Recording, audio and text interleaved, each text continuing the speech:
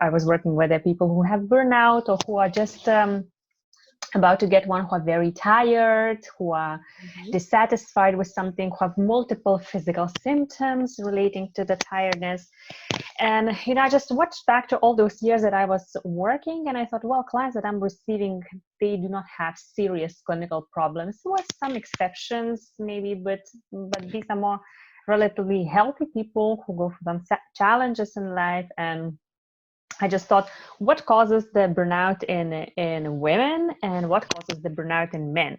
Of course, it's like it is emotional thing, it is mental thing, but if watching into their lives, I thought, what's causing that? So if taking men, for example, it would be related to their life purpose, to being able to, to live their passion, to have things done, like to have houses and cars, and to really achieve something. And that, like, really goal oriented, and career and money, and being a man.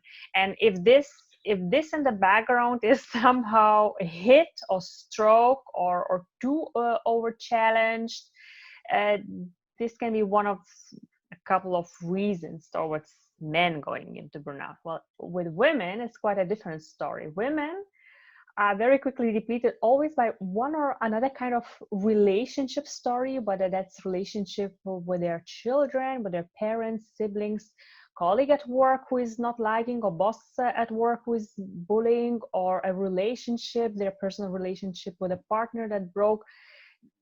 This I've seen so often and so much that I thought, wow, this is like really one of the top reasons, like, that I could conclude after all those years. Women, they always are sensitive beings. They have something there that has to be watched for us because it affects them emotionally so much. And after bottling it up, what I think from what you're saying, my conclusion, the difference is men are looking for this the eccentric.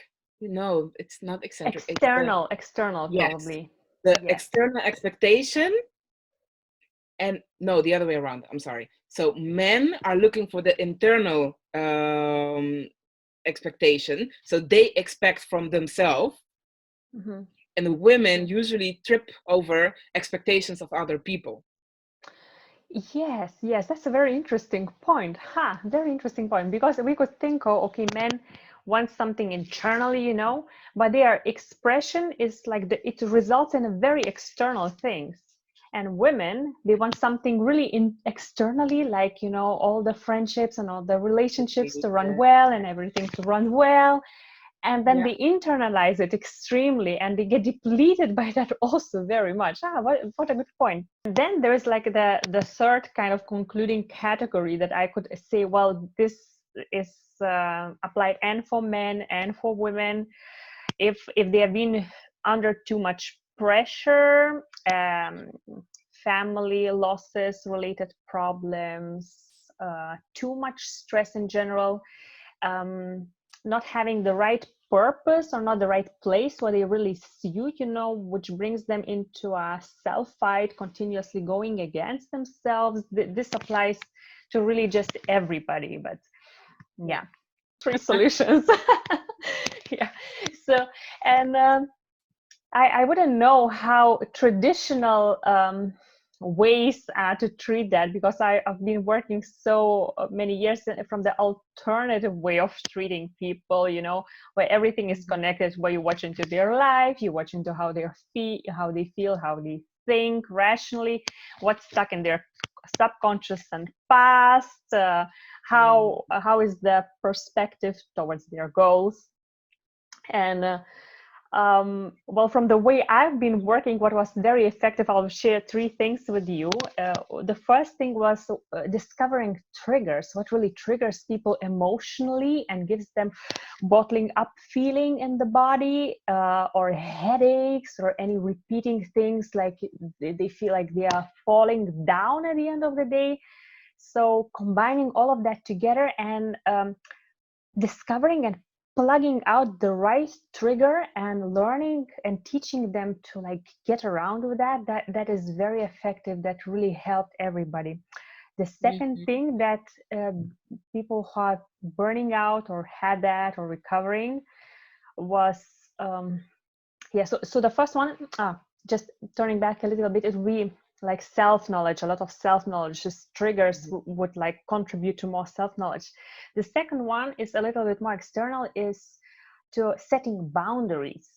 And it's not just about saying no, it's not just about the basic assertiveness, but from understanding what's good to them, what's not good to them, like really feeling what really suits to them. It's very easy to say, oh, I draw the boundary here, I will do this, and this I won't do. But, does it really land to your heart? Is it the extension of I who would you say are? here the fine line between your comfort zone and a boundary. Exactly. Because the comfort zone can be stretched, but the boundary shouldn't. Exactly.